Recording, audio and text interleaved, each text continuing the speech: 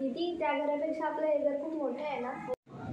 अगं इकडे सगळ्या सुखसुविधा आहेत ना, म्हणून तर भाडं जास्त येते. लवकर आवर.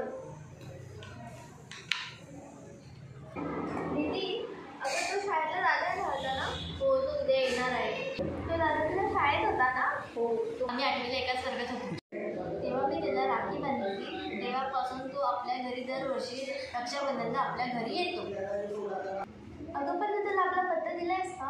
हो, मी त्याला आपल्या घरचा पत्ता दिलाय.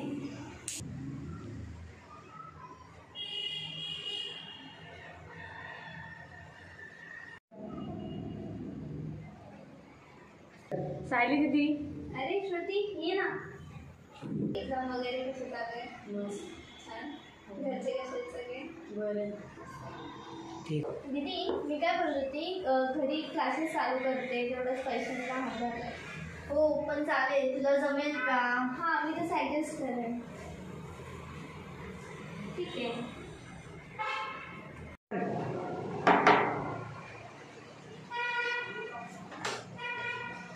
प्रियला आहे का?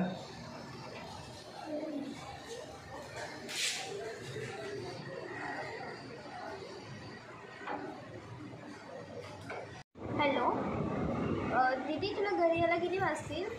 नाही अगं, तो दादा आला आहे ना, म्हणून. अच्छा ठीक आहे, लेट होणार आहे का? ठीक आहे, मग मी राखी बांधून घेते त्याला, चालेल ना? हाय, बाय.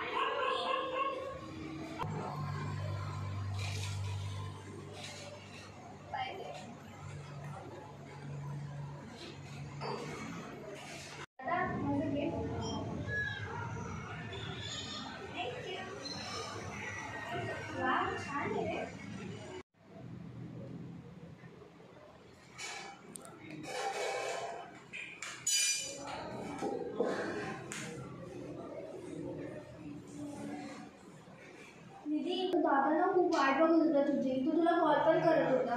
नाही, मी लवकरच निघाले होते ऑफिसमधून. ट्रेन्स खूप लेट होते आणि ट्रेन कल्याणला 1.5 तास थांबली होती सिग्नल लागल्यामुळे. आणि मी त्याला मेसेज टाकला होता की मला उशीर होईल म्हणून तू माझ्यावर थांबू नकोस. दीदी, माझ्या बर्थडेसाठी मला वेलवेटचा ड्रेस घ्यायचा आहे. पण तुझ्याकडे तेवढे पैसे आहेत का? तू टेन्शन नको घेऊ, मी काही पैसे साठवले ड्रेस घेण्यासाठी. हो, मग घेऊन द्या. थँक्यू.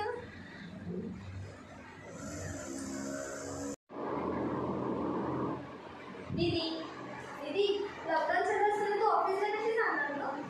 आम्हाला घरी वर्क फ्रॉम होम देणार ऑफिसमध्ये. अगं आमच्या कंपनीमध्ये त्यांच्याकडे लॅपटॉप ते प्रोव्हाइड करणार आम्ही.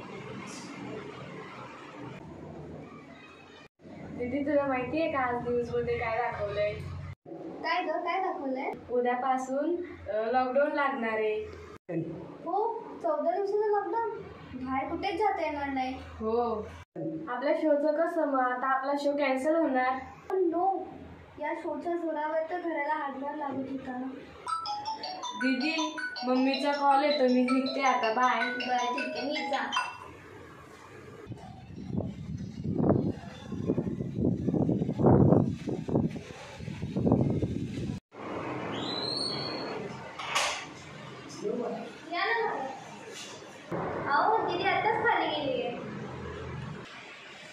या महिन्याचं भाडे नाही दिले. हां का? मी सांगते दीदीला आले की. मी आलो होतो म्हणून. हां, येतो